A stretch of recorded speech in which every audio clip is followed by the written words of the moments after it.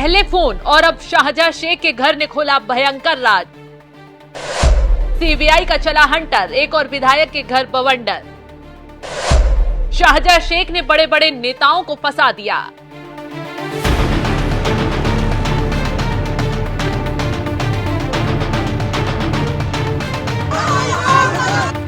नमस्कार, आप देख रहे हैं एनएमएफ न्यूज में आपके साथ शबनम। संदेश खाली कांड की जांच जैसे जैसे रफ्तार पकड़ रही है, वैसे वैसे चौंकाने वाले सबूत सामने आ रहे हैं। एक तरफ तो संदेश खाली कांड के मास्टरमाइंड शाहजहां शेख के फोन ने भयंकर राज उगल दिए हैं, तो दूसरी तरफ शाहजहां शेख के घर से बरामद हुई आपत्तिजनक चीजों को देखकर जांच अधिकारी भी दंग रह गए हैं।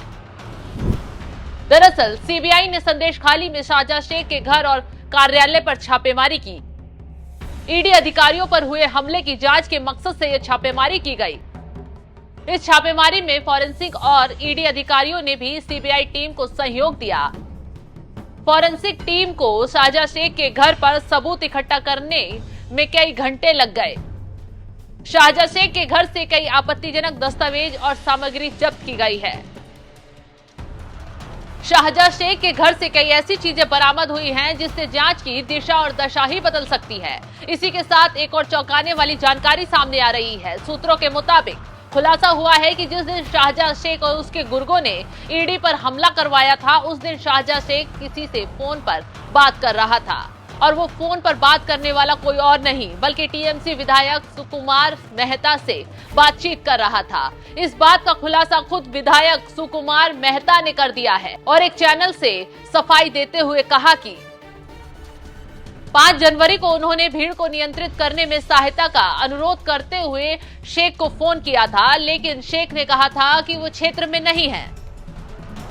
जनाब इसलिए सफाई पेश कर रहे हैं क्योंकि सीबीआई ने शाहजहां शेख के फोन को खंगाला है और उन लोगों पर शिकंजा कसने की तैयारी हो रही है जो ईडी पर हमले के दौरान शाहजहां शेख के संपर्क में थे, फोन पर बातचीत कर रहे थे, और उसमें सबसे पहला नाम आया है टीएमसी के ही विधायक सुकुमार का, जो शिकंजा कसते ही बुरी तरह कांप गए हैं। वैसे भी सीबीआई को शक है कि संदेश खाली के मास्टरमाइंड के साथ तमाम लोग जुड़े हुए हैं। जांच की आंच ममता के बाकी करीबियों पर भी आने वाली है।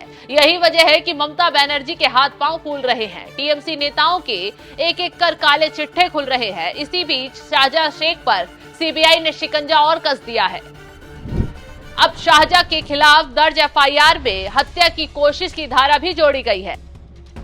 शाहजहां शेख पर हत्या की कोशिश में आईपीसी की धारा 307 भी लगाई गई है। ये धारा ईडी अधिकारियों पर जानलेवा हमला करने के बदले लगाई गई है। शाहजहां शेख ने 5 जनवरी को छापेमारी के लिए संदेश खाली गई ईडी की टीम पर हमला करवाया था। ईडी अधिकारियों से मारपीट मामले में शाहजहां 10 मार्च तक सीबीआई कस्टडी में है। सीबीआई ने सीआरपीसी की 161 के तहत ईडी अफसरों के बयान दर्ज किए हैं। तो अब शाहजहां शेख के एक एक कारनामे का हिसाब बारीकी से लिया जा रहा है। खैर, अभी शाहजहां शेख से कई और राज उगलवाने की कोशिश हो रही है कि आखिर कौन उसे सपोर्ट कर रहा था, किसकी सह पर वो फल फूल रहा था। जल्द ही पीडीएस स्कैम और लैंड स्कैम मामले में भी बड़ा खुलासा हो सकता है। आरोप है कि शाहजहां शेख ने न सिर्फ संदेश खाली की महिलाओं को निशाने पर लिया था, बल्कि उनकी जमीनों को भी जबरन हड़प लिया करता था। कोई शिकायत करता था तो उसके साथ अत्याचार किया जाता था। न पुलिस सुनती थी, न राज्य की महिला मुख्यमंत्री ममता बनर्जी। लेकिन अब ईडी सीबीआई सबकी सुन रही है, आरोपियों पर हंटर चला रही है। सीबीआई फिलहाल शाहजहां शेख की पूरी क्रिमिनल हिस्ट्री खंगाल रही है।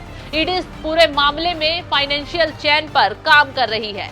तो जांच टीम ने कई अहम दस्तावेज और सबूत इकट्ठा शाहजहां शेख के घर से कर लिए हैं, जिसमें इस केस में जल्द ही एक बड़ा धमाकेदार खुलासा होने वाला है और ममता बनर्जी बुरी तरह फंसने वाली है। तो इस खबर पर क्या है आपकी राय, कमेंट कर जरूर बताएं।